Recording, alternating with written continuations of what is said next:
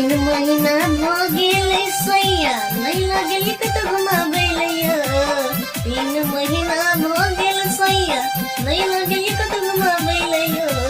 कि चलो न सैया हमरा घुमा देब मिथिला हाटिया कि चलो न पिया हमरा घुमा देब मिथिला हाटिया 3 महीना भ गेलै सैया नहीं लगली कत घुमाबैलैया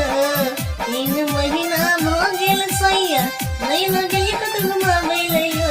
त चलो न राजा जी हमरा घुमा देब मिथिला हाटिया कि चलो न पिया जी हमरा घुमा देब मिथिला हाटिया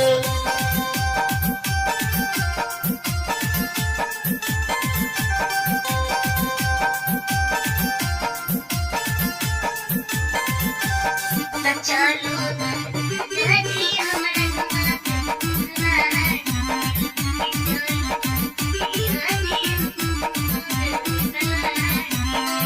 चलो ना दोनों पारानी वीडियो बने भैया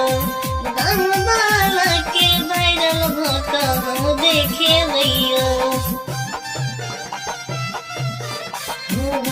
चलो ना दोनों पारानी वीडियो बने भैया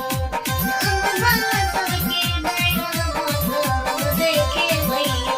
सरबन मंडल के गाना तो फील्डिंग में आई दे भैया